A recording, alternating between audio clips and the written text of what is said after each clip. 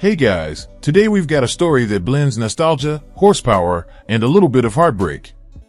That's right, we're diving into the news that Disco Dean is officially selling one of his most iconic rides, the Chevelle known as Stinky Pinky 3. Now if you've been following Street Outlaws and the No Prep King series for years, you already know that this car isn't just another race machine. This Chevelle has history. It has soul. It's been a front-running contender, a symbol of Dean's journey, and for many fans, it represents the golden years of his racing career. So hearing that it's up for sale, it hits differently. But before we get into the why, let's rewind the clock and remind ourselves why this car matters so much. Back in 2015 and 2016, when Disco Dean first made waves on Street Outlaws, he rolled out in style with a top sportsman Camaro running a roots-blown big block Chevy. That car gave us some unforgettable moments, none bigger than the infamous street race against Big Chief. Fans still debate to this day who really took that win. It was that close, and that controversial. But it was also the moment when Disco Dean announced himself to the Street Outlaws community as more than just a racer. He was a showman, a competitor, and someone who wasn't afraid to step up against the best of the best.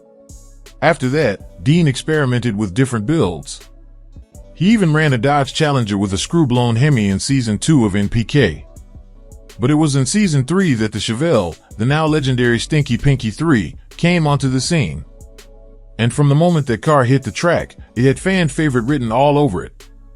The Chevelle carried Dean through Seasons 3, 4, and 5 of NPK, and it proved to be a consistent and competitive force. At Palm Beach during the Season 5 opener, Dean made a blistering fast qualifying pass and nearly took down Ryan Martin's gray car. He lost by just a hair, but the performance showed that the Chevelle could hang with the absolute elite. Now, let's put that into perspective.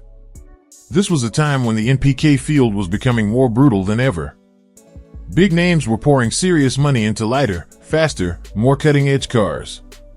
Yet here was Dean, in his trusty Chevelle, still pushing the limits and putting on a show. That's what made this car so special. It represented heart, determination, and grit in the face of escalating competition. So, why sell it now? Well, Dean has moved forward with other builds. After the Chevelle, he jumped into the Cadillac, which became his primary NPK car, and then later into the Firebird, which sadly met its fate in a serious crash at a Speed Promotions event. The Firebird situation is still up in the air. Whether he rebuilds it or goes full pro mod is yet to be seen. But in the meantime, the Chevelle is ready for a new chapter, and it's officially on the market. The asking price?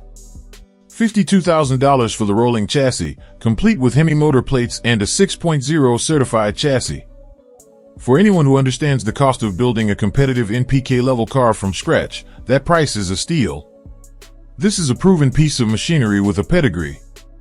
Let's talk numbers, because racers love numbers. The Chevelle with Dean in the seat tipped the scales around 2,840 pounds. And remember, Dean is no lightweight himself. Despite carrying that extra heft, this car still managed to run with the big dogs. On its screw-blown Hemi setup, it went over 190 miles per hour in the 8th mile with the blower at 92% overdrive.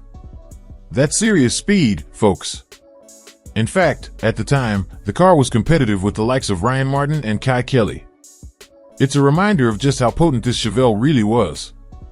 And here's the kicker, while the Chevelle was a beast on big tires, it also proved itself on small tires. Dean actually took this car to Australia and dominated with it on small tires and a screw blower. That trip down under cemented the Chevelle's legacy as a versatile, competitive, and downright mean machine. It's even made appearances on the street, which means this isn't some pampered show car. It's been tested, it's been raced, and it's been battle-proven. So what's the future of Stinky Pinky 3? That depends on who buys it. For the right racer, this car could easily be transformed into a killer small tire machine. It's already been down that road, and the platform is ready for someone to step in and continue pushing it. Or maybe it finds its way back onto big tires in a regional series. Whatever happens, one thing is clear, this isn't just a chassis with a price tag, it's a piece of No Prep King's history. And that's why this sale is so bittersweet. On one hand, it's sad to see Dean letting go of such an iconic ride. On the other, it's exciting to think about the new life this car could have in the hands of a hungry racer looking to make their mark. Now, let's zoom out for a second. What does this mean for Disco Dean? Well, it shows he's still evolving. He's not hanging on to the past, he's pushing forward with new builds, new technology, and new opportunities. That's what great racers do. They adapt, they innovate, and they keep chasing that next win light. And for us as fans, it's a chance to reflect on the journey. The Chevelle era gave us incredible memories.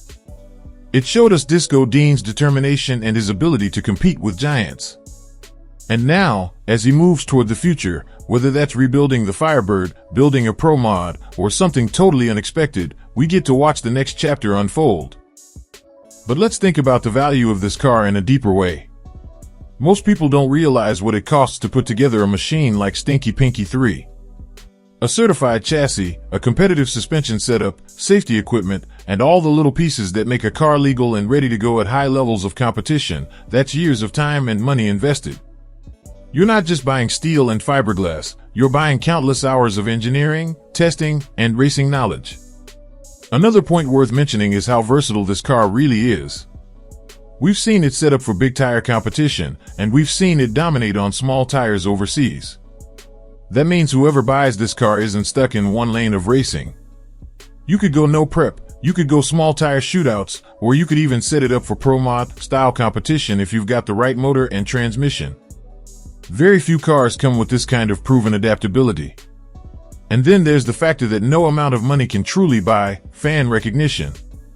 If you roll up to an event with Stinky Pinky 3, people are going to notice. Fans will crowd the pits, kids will want pictures, and you'll instantly have a piece of identity that connects to the Street Outlaws brand. That kind of recognition is priceless for any racer looking to make a splash. Now, let's talk about what Disco Dean himself is signaling with this sale. To me, it shows he's moving on to an even bigger stage. Selling a car like this isn't about giving up, it's about leveling up. If he's letting go of Stinky Pinky 3, it's because he's got his eyes on something that's going to push him even further. And if history is any indicator, that next step could be something groundbreaking in the Pro Mod world. Think about the emotional side of this too. Dean has raced this car for years, taken it across the world, and put his heart into it. Letting it go can't be easy. But racers, real racers, know when it's time to hand off the torch. It's almost like sending your kid off to college. You've raised it, you've nurtured it, and now it's time to let it shine in someone else's hands. For the next owner, that's an incredible opportunity. You're not just buying a car, you're buying momentum. This car already has a fan base, already has respect in the pits, and already has proven performance numbers. The new owner doesn't have to build a reputation from scratch. They're instantly stepping into the spotlight with a car that already has a name. And let's not forget the marketing side of this. Sponsors love cars that fans recognize. Media outlets love cars with a backstory.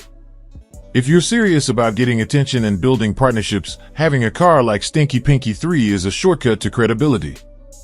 When sponsors hear that you're behind the wheel of a car once driven by Disco Dean, they immediately know you're not just another racer with a dream, you're someone continuing a legacy. Now, imagine if the new owner tweaks this car, updates the setup with modern tech, and brings it back to No Prep Kings or another big series. That would be a full circle moment for fans.